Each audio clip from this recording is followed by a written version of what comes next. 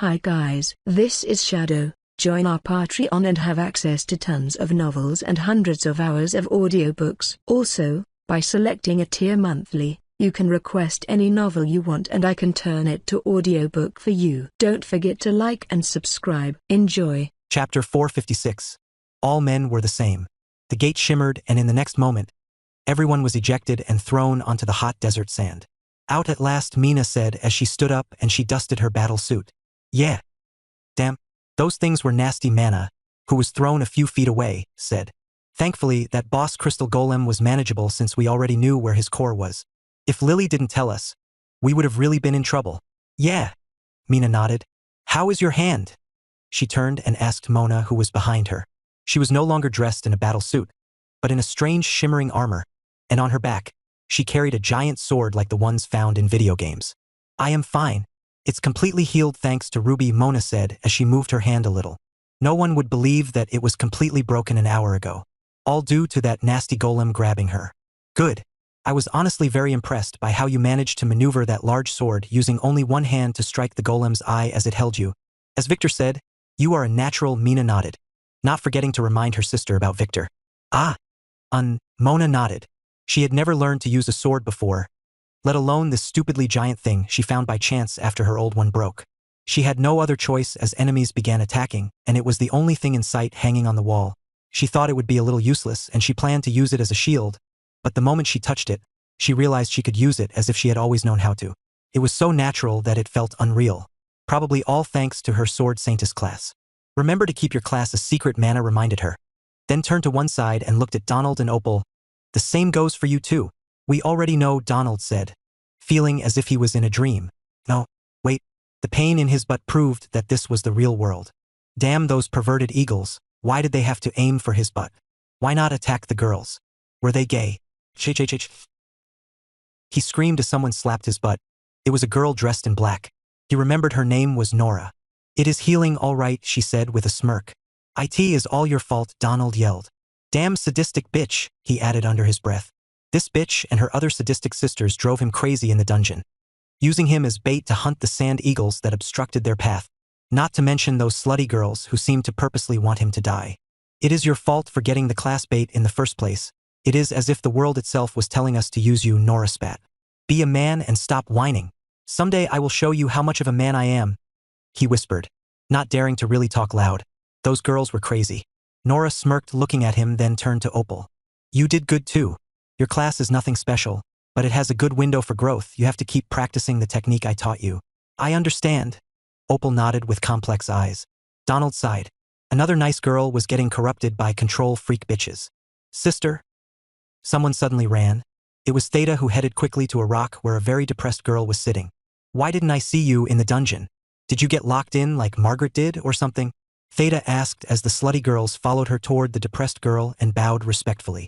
The depressed girl, aka Alpha, sighed. What? Theta asked. I couldn't enter, she whispered.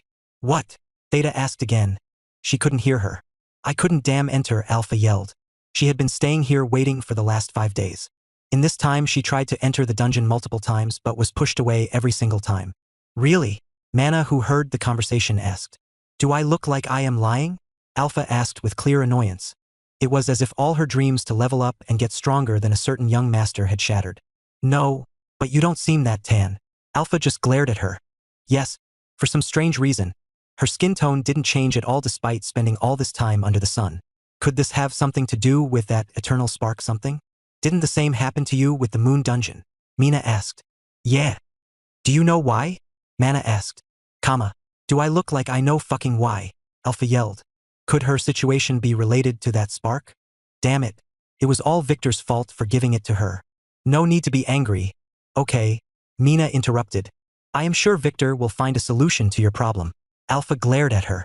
She didn't want to meet that guy ever again, especially after she got her new family mission to court him. Damn it. Hopefully that pervert would never return from whatever shithole world he was in. Now where should we go? Mona asked. Another dungeon, of course, Mina said.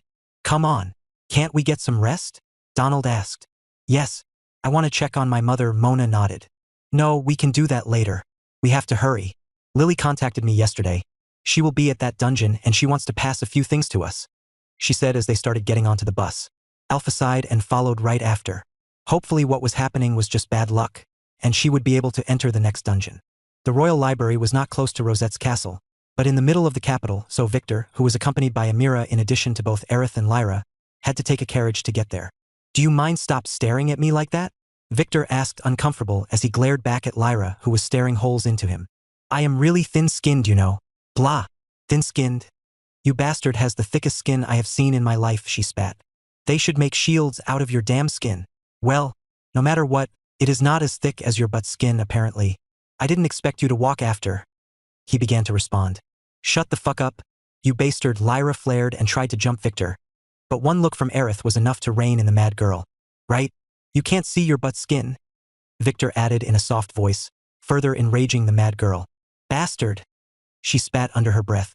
She was warned not to make trouble with him. In fact, the only reason she agreed to accompany Victor here was because her mother only allowed her to take a pill for the pain if she did. They planned to go shopping after visiting the library. Lyra, come on. You should really make up with Victor, he already forgave you, Aerith, who felt a little awkward, said. We are already family. Isn't that all your fault? Lyra spat and looked away. Aerith sighed. She didn't mean it like that, what she meant was that Victor was technically their mother's stepson.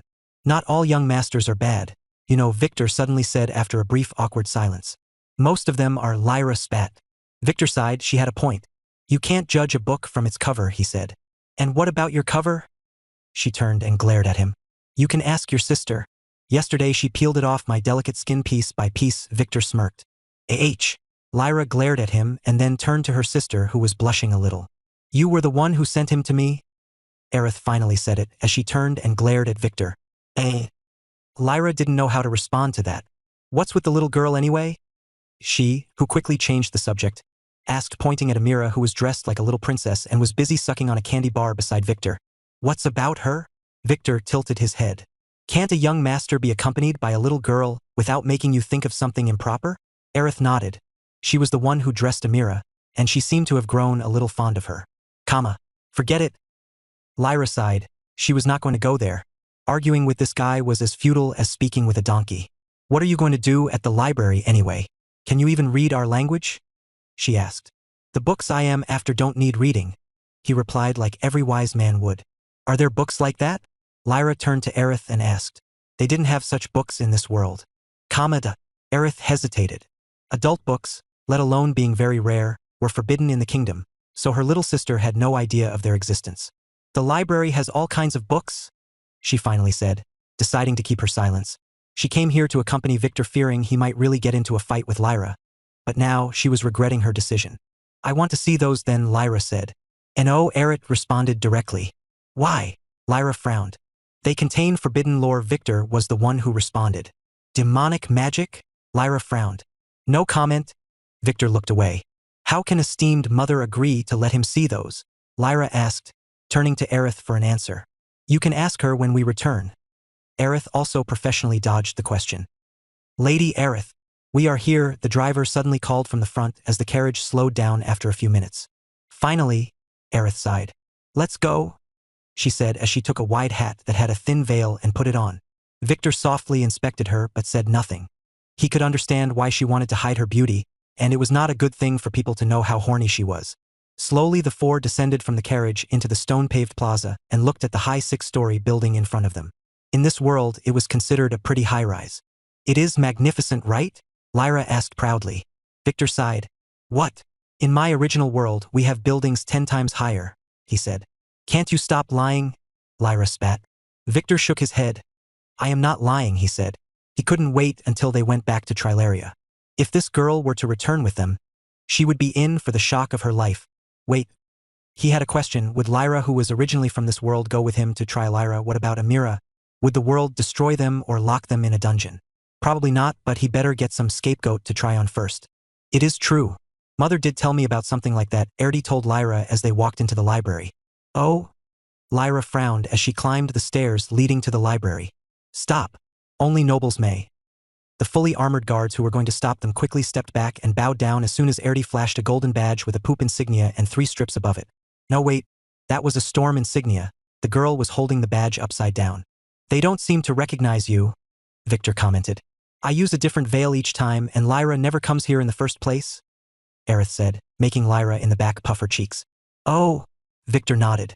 Why change veils? He asked. Pest control, she replied quickly. Oh, Victor nodded. The hormones do attract pests? He nodded, making her almost stumble. Thankfully, they reached the reception desk just in time for her to grab onto it and turn back to glare at her husband. He had a point, but she didn't like it. Can't you drop that joke? She asked as she noticed Lyra's smug looks. Damn it, even this brat was now making fun of her.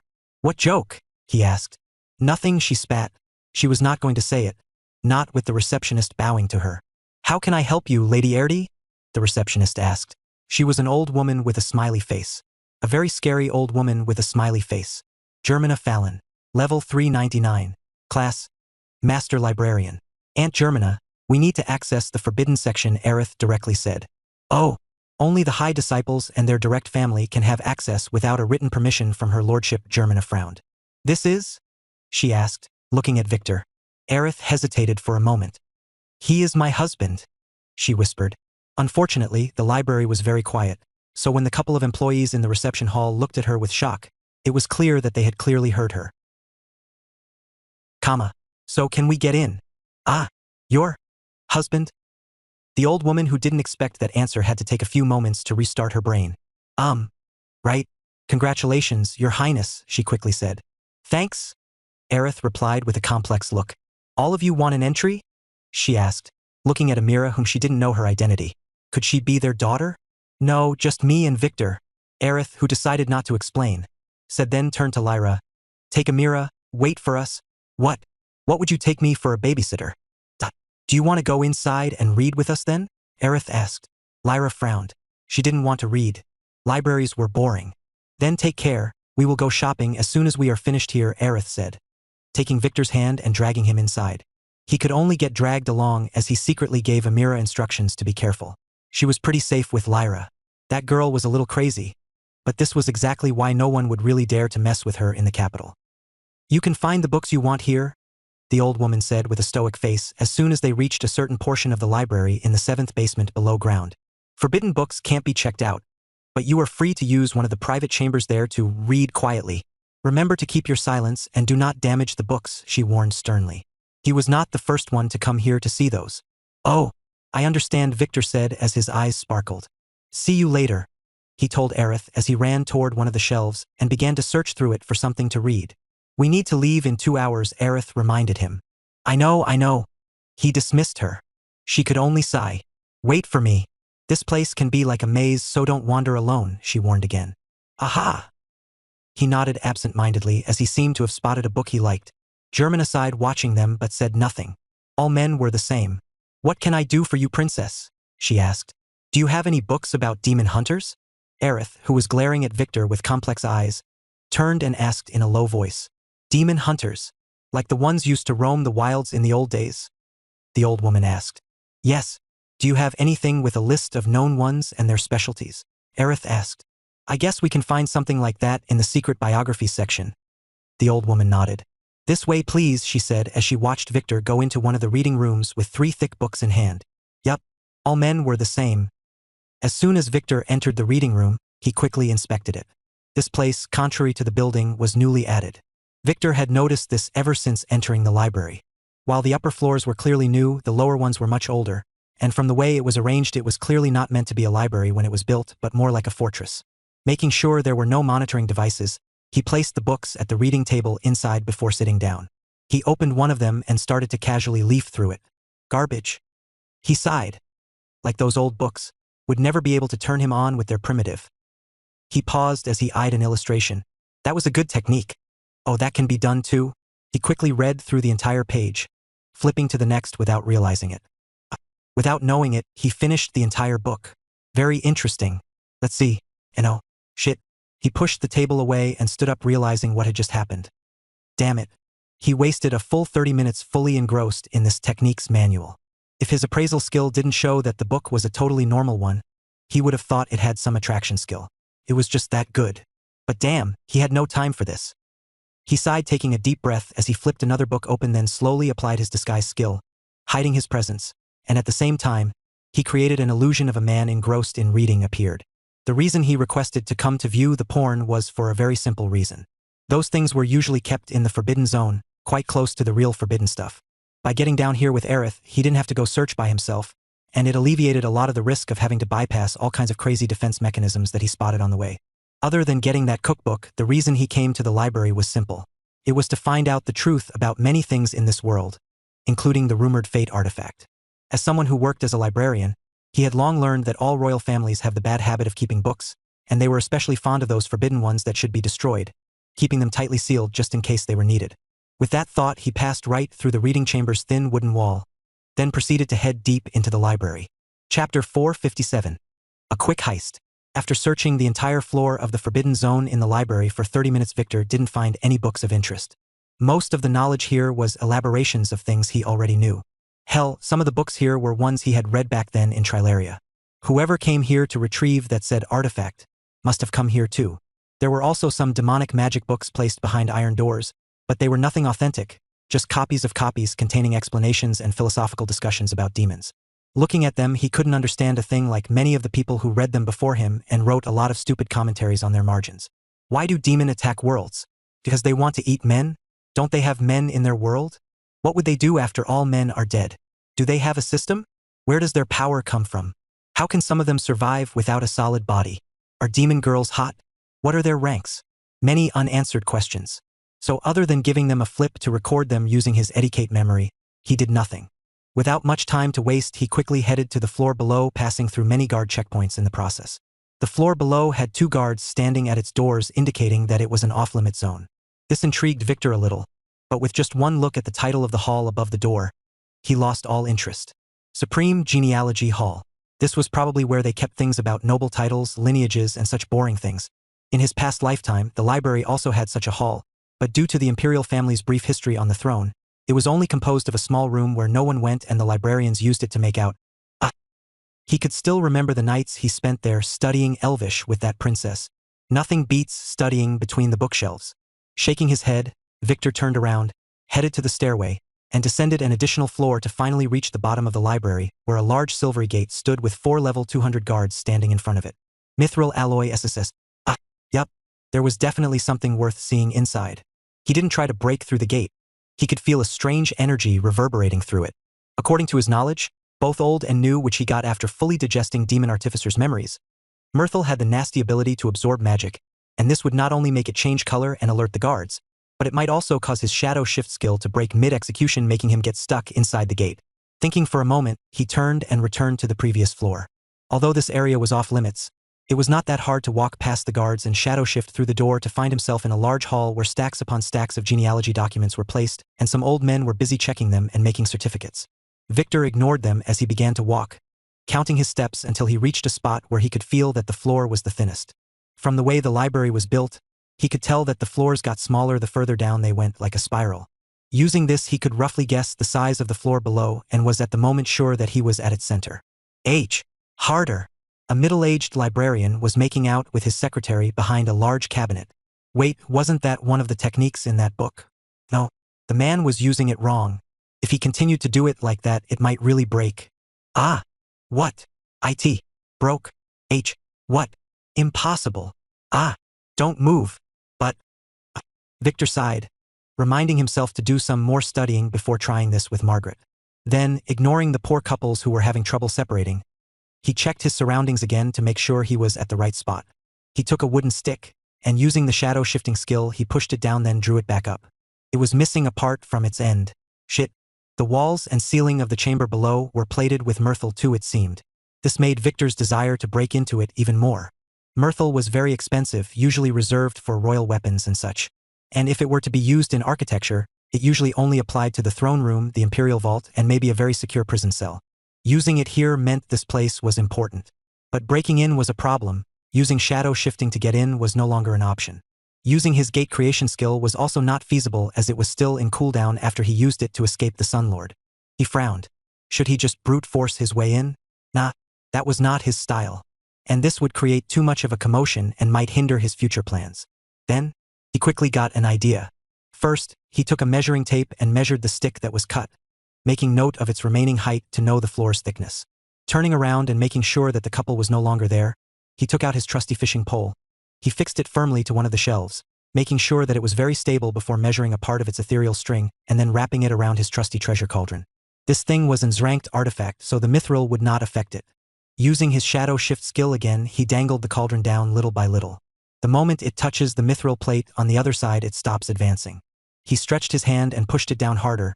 The more he pushed, the more difficult it became, until he nearly used all of his strength to push it for an entire little more before he quickly pulled it back up and frowned. Although it was feasible, the energy consumption was too large. Nearly a third of his mana was consumed. He quickly took a mana potion as he weighed his options. Even if he were to force it, the excess mana might cause all the mithril inside to change color, including the gate. This would definitely alert the guards. Thinking for a moment, he stretched his hand into the cauldron and from it, he fished out a spear. Zill's Spear of Pain makes the victim experience the pain of being stabbed by 1,000,000 spears. Made of mithril 100%. Thinking for a moment, he pricked his finger and began drawing a strange array on the spear shaft, finishing it in a moment before taking the fishing string that was already connected to the cauldron, wrapping it around the array, and tying it tightly. For the first time, he was using the artificer knowledge he got in a practical way. Making sure everything was secured and that his mana was filled back completely, he pushed the cauldron back down, this time pushing the spear right next to it. Since this spear was made as a weapon, the array inside of it allowed him to use his skill on it without it being interrupted. As the cauldron was pushed down, once again it stuck resistance, but this time he could see that spear in his hand slowly changing color from silvery sai and to deep blue as a portion of the energy that was being absorbed by the mithril planting was transferred to it. Then the blood array on it shone as it began to transfer the energy to the fishing pole. He could feel it as the energy drawn from him had lessened a bit, and this allowed him to push down even further and further until he should have been about an inch or so into the mithril. That's when the resistance no longer grew and he knew that the cauldron had passed through the entire plate. It was an entire damn inch. What the hell are they keeping down there? He knew that he would find out very quickly, as he now had a serious problem. The cauldron at the moment was stuck in the shadow realm, constantly consuming his mana, and despite the rudimentary circuit he created alleviating a part of it, it was not efficient at all. If his energy were to run out and the cauldron were to materialize, the entire floor inside might break, so he had to act fast. First, he drank another mana potion, then used the shadow shift to pass through the flooring, and entered the cauldron through its top. The cauldron didn't have any set direction of entry after all, and could be used as long as one touched it. This was the same for the exit that the owner could specify at will. So, upon exiting the cauldron again from the other side, Victor found himself falling down. He quickly used his levitation skill and began to look around. It was a domed hall lit by bright shiny orbs that were arranged around in a geometric manner. Inside there were only 27 bookshelves arranged in a circle around a 5-sided central table that had 5 strange symbols engraved in gold around it. Victor slowly landed beside it. The table of 1 Ismeralia, SSS. Material, Divine Wood, SSS. Effect, people around it cannot lie, SSS. Made out of divine wood? He never read this material before, though its effect was nice to have. He frowned and inspected the symbols on it. A storm, a sun, a dragon, a rose, and a penis. Definitely a mushroom. It had spots on it after all. No wait, what if it was a... He shook his head at the disturbing idea. Can't they make those things clearer? Anyways, what did those mean? The storm was the same tornado shape he saw on the insignia Aerith used before. Could those be seating for the lords? He frowned and glanced at his mana meter. Shit, already half gone. He didn't have much time. Victor drank another potion as he looked around, hesitating for a moment as he looked at the bookcases full of old leather and metal-bound books. The system didn't tell him anything about them, so they were mostly normal books. The important stuff was definitely the info inside of them. Wait. He could feel some sinister demonic energy from one of the libraries that had its book cased in lead boxes. The problem was that he didn't have the time to check any of them, let alone all of them. Thinking for a moment, he ran toward the large door. He frowned for a moment, then used his Akashic Scholar skill. When was this door last opened? He asked. 99999 order points required. Shit, did this have to do with it being made of myrtle? Victor thought for a moment, then knelt to the floor next to it. As expected, he found scratch marks there, and carefully inspecting them, he tried again. When was this area last scratched before today? 140 order points required. Still expensive, but he quickly paid for it. 17 years, 3 months, 2 days, 25 hours, 21 minutes, 11 seconds, 794 milliseconds ago. Damn it. He should have asked the system to only use years. He would have probably saved some order points. Never mind that. If this place hadn't been accessed for so long, then he could act freely without fearing being a suspect. Without thinking any further, He quickly used his disguise skill to make the illusion as if everything was in place, then began grabbing the entire shelves and throwing them up at the cauldron that had its bottom part sticking from the ceiling that was slowly turning bluish. It all took about a minute as Victor cleared it all, taking everything including the cleanly sliced part of the wooden stick he used before. A few things resisted entering the cauldron, but the moment he gave them another push using his authority, they went right in. Giving the now empty chamber one last look to make sure he forgot nothing, he jumped up and entered the cauldron. Appearing on the other side, he almost immediately pulled everything out of the ground just as his mana was about to get completely dry out. Shit, that was close. He quickly took another mana potion and drank it whole. Then turning around, he untied the fishing pole and the spear, putting them with the cauldron in his storage space before hurrying back up toward the reading room, which was exactly the way he left it. Thankfully, due to everyone thinking that they knew what he was doing in there, no one really dared to enter and check. Chapter 458. Cracked. You have to really take care of Margaret from now on, Elena, who sat on a couch in the living room next to Axel, told him. And make sure to do a DNA test once the baby is born. She whispered in his ear, making sure that the others in the room didn't hear a thing. Yes, mother? Axel, who was acting as Victor, nodded, then turned to smile at Margaret, who clearly heard what Elena said and was shooting them a glare. Damn it. A player daughter-in-law was not to be underestimated. Also, I want you to see my other daughters-in-law pregnant as soon as possible, Elena said. Especially Lily. I am sure her child would be the prettiest thing ever, she explained. Yes. Axel sweated a little. Just what was that deal with that Lily girl? Was she really that pretty, making everyone mention her? I am sure he would be fine, Luna, who was sitting on a nearby couch with a healthy baby boy in her arms, said. Stop worrying and let your son manage his own family. Yeah. Elena sighed and nodded. She became a little agitated after learning that Margaret was pregnant so soon. Honestly, mother, I wish you cared about my family even half how much you cared about Victor's. Mike, who sat on another wide couch with Alice and Laura, said with a chuckle. Elena glared at him. Maybe I would have if you took my advice in the first place and married that princess instead of spending your wedding night with these twins. She held the word hookers, noticing that Laura was listening. This is already an old story. That princess never loved me. She wanted to marry me to strengthen the position of her brother in the fight for the throne. She threw herself at Cousin Morris right after, despite his dark history with her best friend. I don't care. Do you think those twins you chose over here married you because they loved you? If you were a poor bum, would they ever look at you? She spat. Mike got a little agitated. Honey and Bunny are nice girls. They just had rough circumstances as kids. Like that would change a thing, Elena flared. Why didn't you get them pregnant yet anyway? You have already been married for 2 years. I can't control that. You know how it is a little hard for our family to conceive. Mike was flustered. He was really trying. Your father didn't have a problem. Look outside. Your half-brothers and sisters are having to sleep on couches despite this mansion having more than 50 bedrooms, Ilana flared again. I am not my father, okay? Mike was agitated. He should really ask his damn father what his secret was. Elena sighed again. She was really venting on him. She turned to the side. It was his sister's turn now. And what about you? How is your relationship with that nice guy? Julian was his name, right? She asked Alice, who was for the 13th time regretting being here. He is doing some vocational training overseas. Alice made up an excuse. He said he wanted to be good enough for me, she added quickly. She sent her men to check on that guy, but it was as if he completely evaporated. Hopefully, Caspian didn't get to him. Look, that's how a man should be, Elena told Mike. She really liked that Julian guy. He seemed like a decent guy. That's the quality of partners I expect my children to have. Yes, mother. Mike nodded as he looked down. He was clearly depressed. Axel, who watched the drama, could only sigh. He had just come to a few conclusions. 1. Elena really pampered Victor extensively. 2. Elena really didn't approve of Mike's marriage choices. 3. Elena hated hookers and sluts, Margaret included. 4. Elena didn't trust Alice. 5. The little sister, Lara, who was sitting to the side and glaring dagger into him, clearly knew that he was not the real Victor. Axel couldn't help but smile a little. Despite all of those, he felt a little warm inside. In his past lifetime, he had never felt such familial intimacy until he got married. Elena, calm down a bit. It is not good for the baby, Luna sighed, reminding her that she was pregnant. Elena nodded. Lara, why don't you take your brothers and sister to meet the others? Luna turned to the little girl and said, it would be best to end this meeting. Right. Let's go.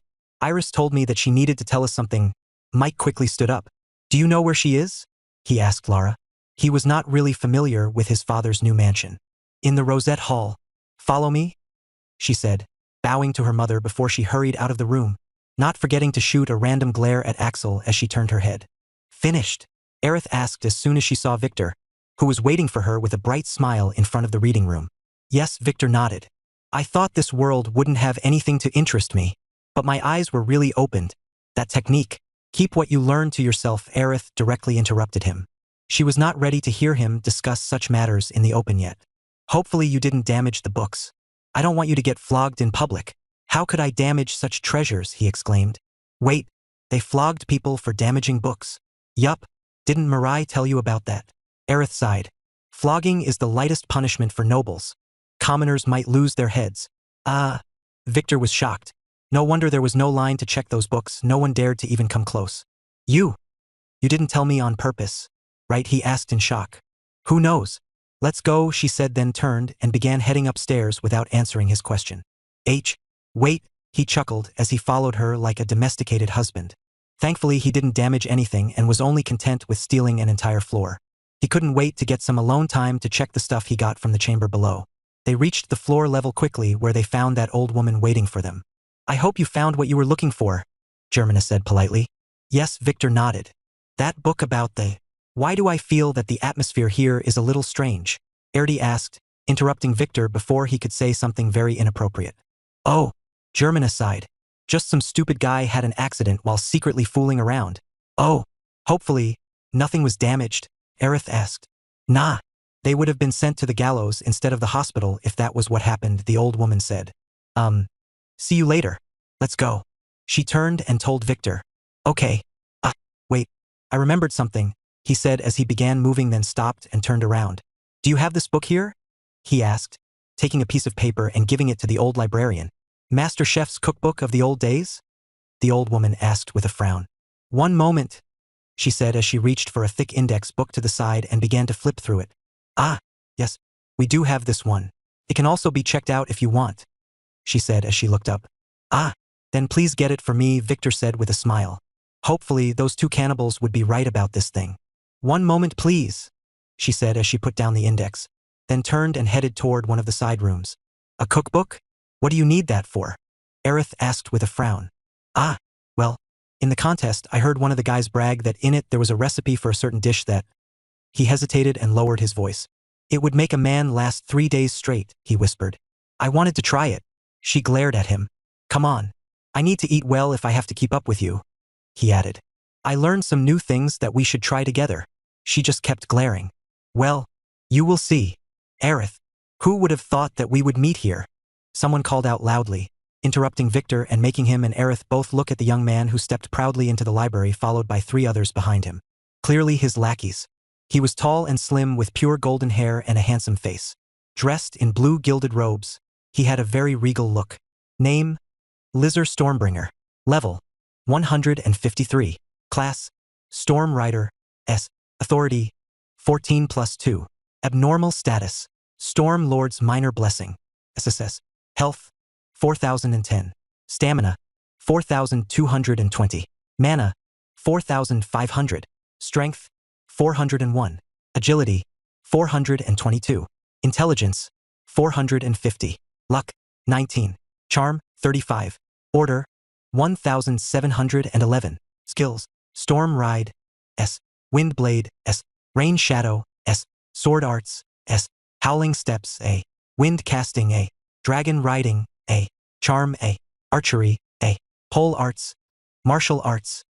Pain Tolerance? B. Cold Resistance? B. Stun Resistance? B. Poison Resistance? B. Fishing? B. Cross-dressing? C. Moon Dancing? C. Shield Arts? C. Magic Resistance? C. Music Arts? F. Bloodline? Moon Elf? 25%. Fate? Fate's Power? C. Defined Fate. Die while shitting yourself at the hands of ZIF are the great. Destiny list 10 order points to unveil. Prince Lizzer. For the 100th time.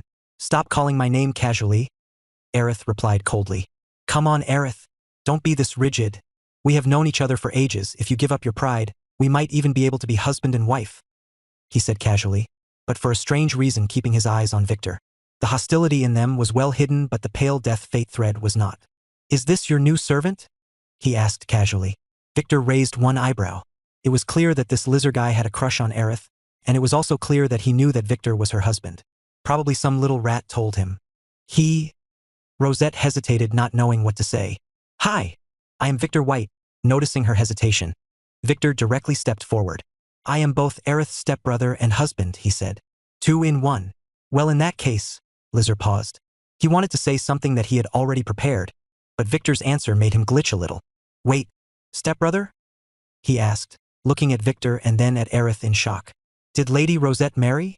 He quickly asked. This was big news. Not your damn business, Aerith replied coldly. The fact that they came from a different world was not a publicly known fact. Only the Storm Lord knew it. Damn stupid Victor, causing unnecessary trouble. Lizard frowned. He needed to inform his father about this. Then it is my duty to congratulate you. Congratulations, he said with a forced smile. Thanks, Victor replied, despite the fact that Lizard was not speaking to him in the first place. I really appreciate it coming from you. I am sure we will get along a lot in the future. He nodded as if they were best friends. Lizard frowned. Yesterday, he got the news that Aerith, whom he was trying hard to take as a wife, got married when someone won the bet against her. He was so enraged and intended to hurry and fix this guy by himself, but his father stopped him, explaining to him that this might be a trap set by Rosette to get rid of his frequent requests to marry her. Although Lizard was not convinced, as further information about this said husband was collected, it was clear that this might be really just a scarecrow. Name Victor. Origins, unknown. Description, a pervert. An hour ago, one of his men came running to inform him that Aerith had shown up with her new husband at the Royal Library. Figuring out that this was his chance to check things out personally, he hurried here. His plan method was simple. It was to humiliate the said husband and see how Aerith would react. But to his disappointment, this guy had thicker skin than he expected. I am also looking forward to getting along with you, he told Victor after some thought. Where does your family come from? The White surname doesn't sound familiar, he asked casually. We come from our mother's wombs like everyone else, Victor explained in a serious tone. Lizard frowned. This was not funny. I meant the location, he asked patiently. Victor hesitated. Then lowering his voice, he approached Lizard. Not your damn business, he whispered in a loud hiss, making sure everyone in the hall could hear him. You. Lizard barely contained his anger. I am. Young master. This is the book you requested, someone said from the back, diffusing the situation and forcing Lizard to take a step back, clearly fearing the new comment. It was Germana, who came from a side room with a tray that had a thin red leather-bound book on top of it. I need to remind you again not to damage the book. Even if Lady Rosette intervened, you would have to spend a few nights in the dark prison, she said as she presented the tray forward. Okay, Victor said as he stretched his hand to grab the book, but someone beat him to it. It was Lizard. Aerith wanted to scold him, but not wanting to create trouble here, she stopped. Relax. I am just having a look, Lizard said casually as his men stood in front of Aerith, obstructing her way. Master Chef's cookbook of the old days? What kind of book is this? He asked casually as he turned around and began to flip through the book. Then, making sure that the book was hidden by his body, in a split second he created a wind blade at the tip of his finger and sliced along the spine of the book, just enough so that if it were to be handled with any degree of roughness, it would fall apart. Victor, who was, as usual, not where everyone perceived him but on the opposite side, saw everything perfectly. This bastard was definitely trying to frame him. Maybe he wanted to send him to prison and deal with him there. Thinking for a moment, Victor stepped forward and extended his leg in Lizard's path, waiting for him to turn around and then stumble and fall, dropping the book. Really childish play. Wait. Victor almost gasped as he looked at Lizard's face. For a split second he seemed to lose his eye pupils before they reappeared again with a reddish hue that quickly faded. The name and fate entries of the appraisal screen changed simultaneously. Name: Lizard Stormbringer. Tangerine the Great. Fate: Fate's power, S. Defined fate: none. Destiny list: 10 order points to unveil. Victor quickly pressed the destiny list, spending 10 order points. Destiny list. Self-set. Eat this world A. Self-set. Eat what's beyond this world A. Self-set. Eat what's beyond this world A. Victor opened his mouth wide. This bastard had definitely turned into a demon. He had seen this before with Poe. Damn, that demonic book had a demon inside of it. It was a trap all along. Nice book. Lizard, who turned around again to look at Aerith and began to move his neck in a strange way, said. His accent was a little forced, but no one noticed. Sadly, the demon didn't get to enjoy his new body as Victor, who thought fast and acted faster, threw a well-practiced kick right into his crotch. Demon or not, No man can stay sane when his balls crack. Lizard screamed like a bitch, dropping the book in his hand and causing its pages to scatter on the ground. Prince Lizard Germana gasped in shock, as did Aerith, but before they could realize what just happened, the pages on the ground all suddenly burnt in a black flame, then turned almost immediately into a black smoke that drilled into the lizard's ears, nose, and mouth. Itch. Lizard, or rather Tangerine, who was experiencing inhuman pain, also saw this and was absolutely flabbergasted. What the fuck just drilled into him? Wasn't he the only one hiding in the book? Boss, are you all right? One of the lackeys asked worriedly as he stepped back. Lizard didn't continue, as when he looked up the only thing he could see was Aerith, who held the tip of a giant lance right in front of his eyes. Germana to the side was busy activating a talisman to summon the guards. What's the meaning of this? Lizard asked as he looked around. What the fuck just happened? He realized that he might be screwed. Prince Lizard, I am not sure what just happened, but according to the protocol I need to arrest you and test you for demon possession. Please cooperate, she said, ignoring Victor, who was looking fearfully from behind her back. Shit, I understand, he said in a low voice as he stood up with difficulty, being extremely wary. He was not sure what had just happened, as he just devoured this body's memories. Did this body suffer from the kind of illness that made his balls hurt like crazy? Or was it someone's doing? No matter what, he needed to get out of here, as he could feel the auras of a few warriors encircling the building. I appreciate your cooperation, Aerith began to speak, but in the next moment, she grabbed Victor, who was behind her, and ducked to the side. Boom! A huge explosion shook the library's main hall as Lizard activated a destruction talisman that he had. Then, before anyone could come back to his feet, jumped and quickly ran out of the library using a very strange skill. Everyone could tell that there was something wrong with him. Why would he run like a man who had just got his balls kicked otherwise? Call the night, Aerith yelled at Germana, who seemed fine and just a little shaken despite being the closest to the explosion. Stay here, she commanded Victor as she jumped up and then dashed toward the door using a speed skill to hurry after the runaway Lizard. She was gone in a split second. Okay. Be safe, Victor yelled after her in a flustered manner as he dusted himself and began to arrange the pages of the cooking book he had just collected after they scattered on the ground. Yes, the entire thing with the flame and smoke was his doing. The book had never really burnt, it was all an illusion. The pages that could contain a demon soul was not ordinary and would definitely have more secrets. That's why he decided to keep them for himself for now.